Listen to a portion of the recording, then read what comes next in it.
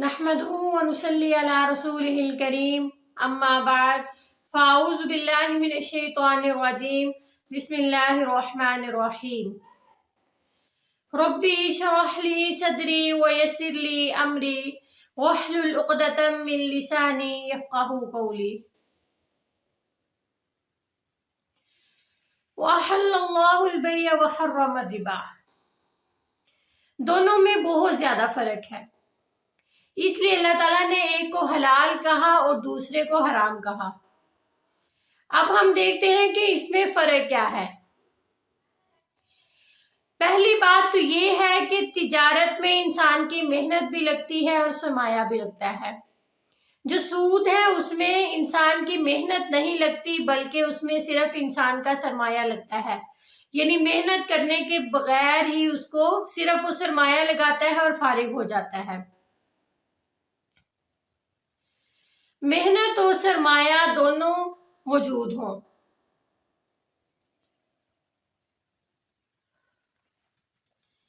سود میں صرف سرمایہ دے کر آپ فارغ ہو جاتے ہیں، کسی ذہانت کسی وقت،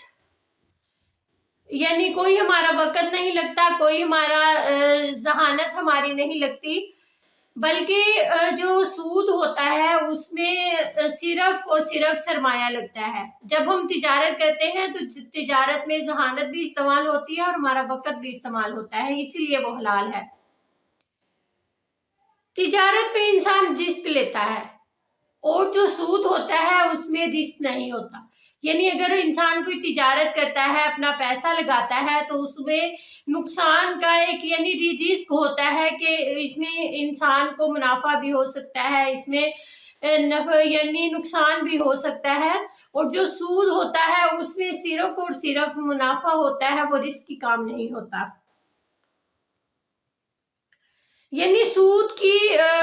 صورت میں جو مقدار ہوتی ہے وہ فکس ہوتی ہے، جبکہ ہم تجارت کرتے ہیں تو جو مقدار ہے وہ فکس نہیں ہوتی، کبھی زیادہ ہوتی ہے کبھی کم ہوتی ہے، لیکن سود میں جو مقدار ہے وہ فکس ہوتی ہے، اس میں کوئی نفع نقصان نہیں ہوتا۔ یعنی جس طرح ہم تجارت کرتے ہیں، یعنی تجارت کا ہی لگا لیجئے کہ ہم ایک چیز لینے جاتے ہیں تو ہم ایک چیز کو طے کر لیتے ہیں، ایک چیز ہم پسند کر لیتے ہیں، اس کو ہم نے خرید لیا، اس کو ہم نے لے لیا، لے کر ہم اس کے پیسے دے دیتے ہیں، یعنی اس کی جو مقدار جتنی ہوتی ہے، اس کی جتنے پیسے ہوتے ہیں وہ ہم اسے دے دیتے ہیں اور چیز لے لیتے ہیں، ہمارا کام ختم ہو جاتا ہے۔ لیکن جو سود ہوتا ہے اس میں ایسے نہیں ہوتا، سود کا معاملہ ایک دفعہ ختم نہیں ہوتا بلکہ یہ بہت لمبا ہو جاتا ہے، اس میں جو منافع ہے وہ ہوتا رہتا ہے۔ یعنی ہم تجارت میں ایک دفعہ منافع لیتے ہیں،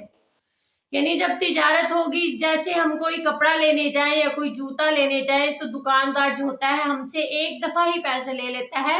یعنی اس میں سے اپنا منافع بھی نکال لیتا ہے،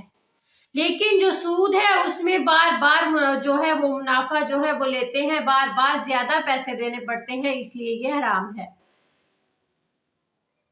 تجارت میں آپ جتنی چیز لیتے ہیں اتنی ہی یعنی رقم دینی پڑتی ہے، لیکن جو سود ہے اس میں مسلسل اضافے کے ساتھ دینا ہوتا ہے، اور جو یہ اضافہ ہے یہ سود ہے، اس لیے اللہ تعالیٰ نے ہمیں منع کیا ہے۔ تجارت حلال ہے جبکہ جو سود ہے وہ حرام ہے۔ تجارت حلال کیوں ہے؟ تجارت حلال اس لیے ہے کہ اس میں ہماری رضامندی ہوتی ہے کہ ہم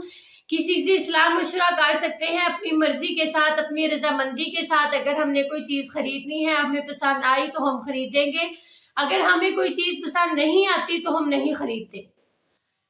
یعنی اپنی رضامندی اس میں ہوتی ہے، اپنی رضامندی کے ساتھ ہم کام کرتے ہیں۔ لیکن جو سود ہوتا ہے اس میں رضامندی نہیں لیکن بلکہ